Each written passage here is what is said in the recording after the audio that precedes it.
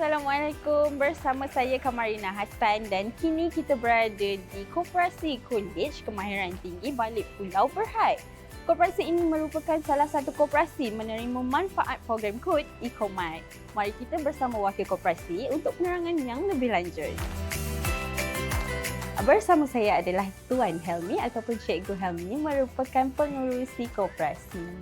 Alright Cikgu, boleh Cikgu kongsikan sedikit secara ringkas latar belakang koperasi ataupun aktiviti utama koperasi? Koperasi KKTM Balik Pulau ini mula ditubuhkan pada tahun 2005 yang mana fokus kita pada masa itu untuk membekalkan peralatan-peralatan pelajar lah, dan juga dalam masa yang sama kita juga membekalkan makanan ringan kepada pelajar. Apakah faktor utama koperasi untuk mendorong ke arah pendigitalan? Cabaran dia sebenarnya kita nak track record. Kadang-kadang record yang kita dapat tu dia dah berubah. Kadang-kadang apa yang kita buat catatan hilang, menyebabkan semua rekod-rekod tersebut tak dapat dikemas kini dengan baik, dan juga ada setengahnya boleh ditambah begitu saja sebab catatan secara manual, jadi tiada rekod penjejakan digital. So daripada situ saya dapati koperasi kena beralih arah kepada pendigitalan. Apakah bentuk sokongan atau pendedahan yang koperasi terima melalui program kod? Alhamdulillah, program kod ni banyak membuka mata kita tentang stock take. Dia dari segi pelaksanaan perniagaan tu dia bermula daripada yang paling asas sehingga kepada penutupan akaun lah. Stok yang terlibat, perlu buat order, kita perlu penilai semula harga jualan, penilaian barang-barang yang terlibat dalam koperasi yang perlu kita promosikan. Semua tu lengkap. Jadi kita boleh pastikan yang mana yang lebih popular untuk kita letakkan di rak hadapan, yang mana yang boleh membawa keuntungan yang lebih besar kita promote di bahagian yang selebih strategi. Jadi dari situ kita boleh fokus untuk tambah baik jualan kita ke arah produk-produk yang digemari oleh pelajar-pelajar kita kat sini lah. Apakah perubahan ketara yang koperasi alami selepas program kod?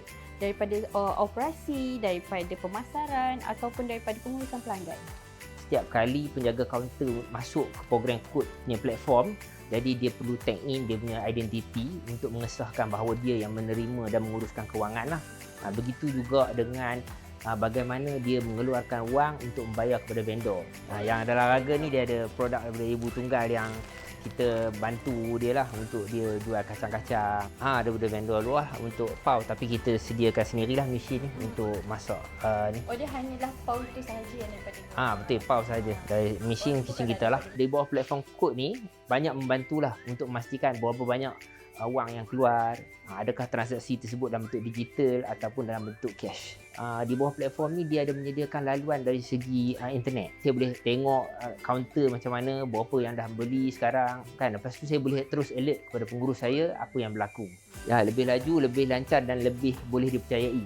Apakah perancangan koperasi dalam memperkukuhkan perniagaan digital pada masa hadapan? Kita berharap kita dapat menambah lagi satu kaunter. Sekarang ni 1 kepada 2 kaunter supaya kita ada tahap reliability terhadap sistem ni lebih tinggi. Penting untuk semua koperasi penting untuk tahu berapa proses jualan, berapa barang yang masuk tu dalam tempoh berapa masa kita boleh terjual, dan juga dari segi sistem pembayaran kita semua tercatat dengan baik. Dan akhirnya semua ni akan membawa keuntungan kepada ahli-ahli koperasi sekaligus menjana keuntungan kepada semua lah. Jadi terima kasih Cikgu dan pihak koperasi kerana sudi meluangkan masa bersama kami hari ini. Baik.